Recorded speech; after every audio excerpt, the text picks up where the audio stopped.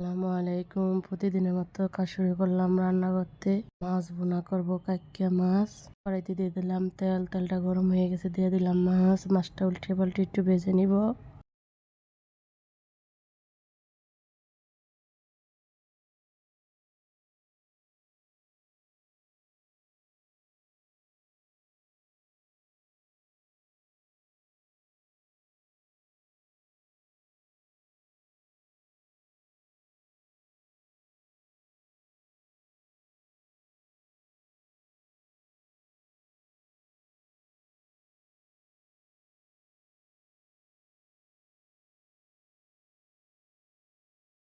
মাছটা ভাজা হয়ে গেছে, এখন তুলে নিলাম।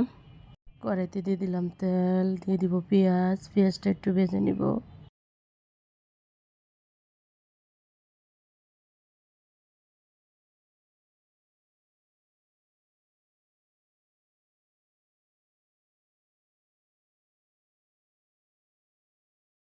পেঁয়াজটা ভাজা হয়ে গেছে, এখন একটু পানি দিয়ে দিব। হালকা একটু রসুন বাটা দিয়ে দিব, জিরা বাটা দিব, লবণ, হলুদের গুঁড়া, মরিচের গুঁড়া, কাঁচামরিচ দিয়ে মশলাটা ভালোভাবে কষিয়ে নিব।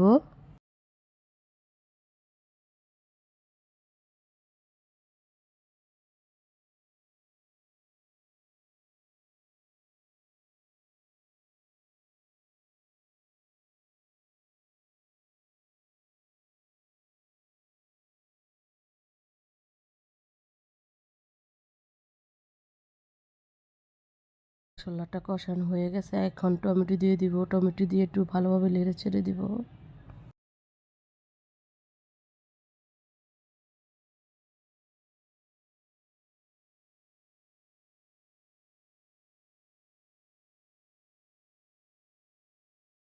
এখন মাছ দিয়ে দিব, মাছ দিয়ে একটু কষিয়ে নিব।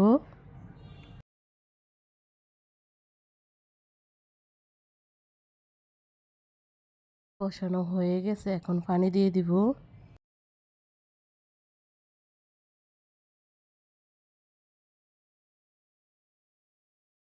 ঢাকনা দিয়ে ঢেকে দিব, কিছুক্ষণ পরে ঢাকনা উল্টে একটু নেড়ে দিব।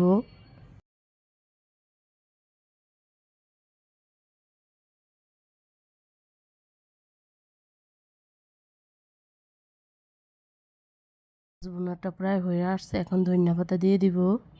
ধনিয়া পাতা দিয়ে একটু জাল করব, জাল করে পরে তুলে নিব।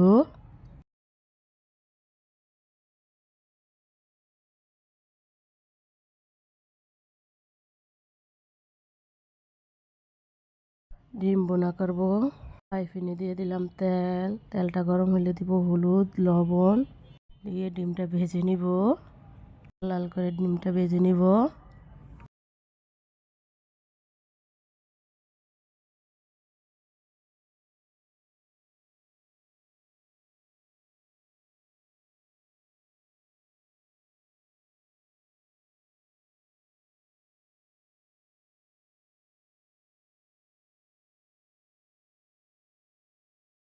ডিমটা ভাজা হয়ে গেছে, এখন তুলে নিলাম। পেঁয়াজ দিয়ে দিব, পেঁয়াজটা একটু ভেজে নিব।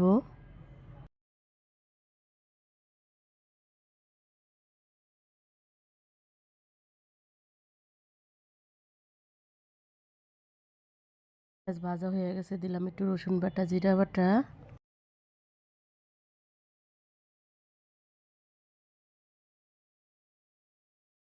পানি দিয়ে দিব।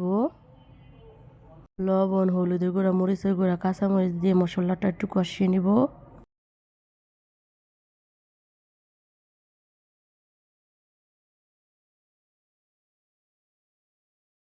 টমেটো দিয়ে দেব।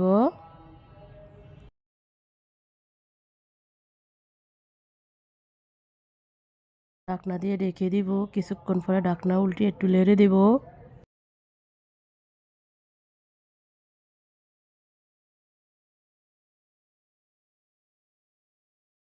কষানো হয়ে গেছে, এখন ডিম দিয়ে দিব। ডিম দিয়ে একটু কষিয়ে নিব।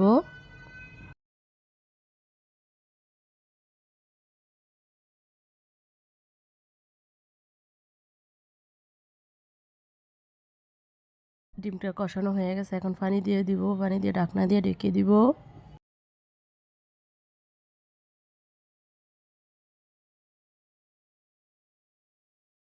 কিছুক্ষণ পরে ঢাকনা উল্টে একটু নেড়ে দিব।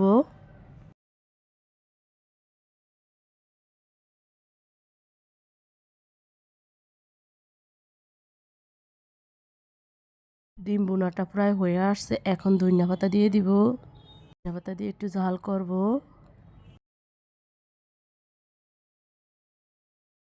ডিম বোনা হয়ে গেছে, এখন তুলে নিব।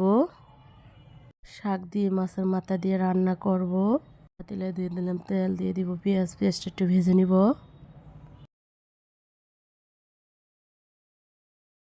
এটা ভাজা হয়ে গেছে, এখন একটু পানি দিয়ে দিব।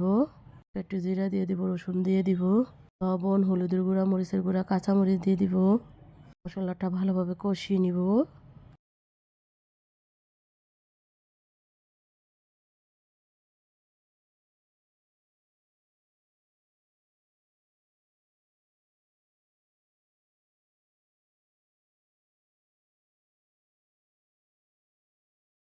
মশলাটা কষানো হয়ে গেছে, এখন মাছের মাথা দিয়ে দিব। মাছের মাথা দিয়ে একটু নেড়ে দিব।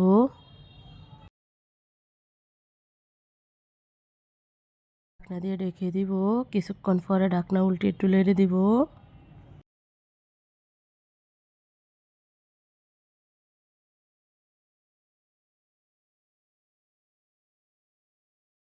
মাছের মাথাটা কষানো হয়ে গেছে, এখন শাক দিয়ে দিব। লাউ শাক দিয়ে আলু দিয়ে মাছের মাথা দিয়ে রান্না করতেছি। ঢাকনা দিয়ে ঢেকে দিব। কিছুক্ষণ পরে ঢাকনা উল্টে একটু নেড়ে দিব। গ্যাস নেই, এক সপ্তাহ ধরে এখনো গ্যাস নেই আমাদের বাসায়। কারেন্টের চুলা রান্না করতেছি। অনেক সময় লাগে রান্না করতে।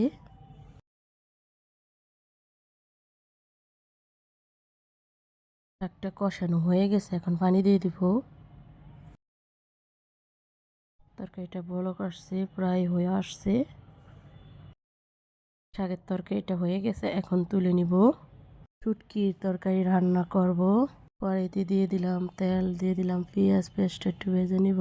পেঁয়াজটা ভাজা হয়ে গেছে, দিলাম রসুন বাটা, দিয়ে দিব পানি, লবণ, হলুদের গুঁড়া, মরিচের গুঁড়া, কাঁচা মরিচ দিয়ে মশলাটা ভালোভাবে কষিয়ে নিব।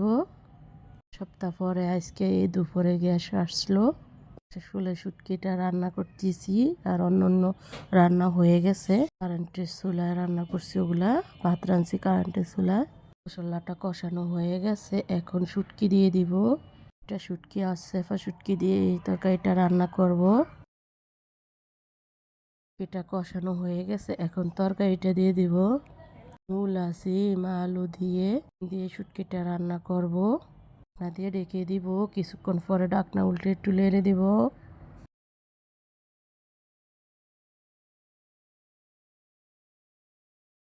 আবার ঢাকনা দিয়ে ঢেকে দিলাম। আর কিছুক্ষণ পরে ঢাকনা উল্টে একটু নেড়ে দিব। বেগুনটা পরে দিয়ে দিলাম, গলে যাবে দেখে।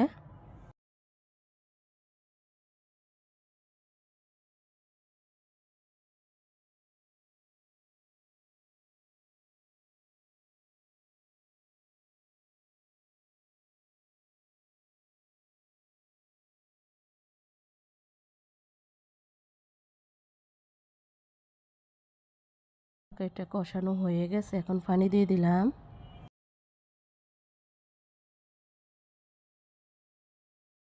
ঢাকনা দিয়ে রেখে দিব। কিছুক্ষণ পরে ঢাকনা উল্টে একটু নেড়ে দেব।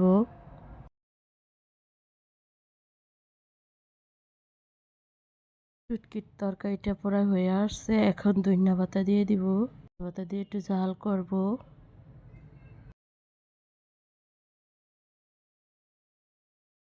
আমার শুটকির তরকারিটা হয়ে গেছে, এখন তুলে নিব। এর মতো রান্নাটা এখানে শেষ। কালকে একটা নতুন ব্লগ নিয়ে আসবো। আসসালামু আলাইকুম।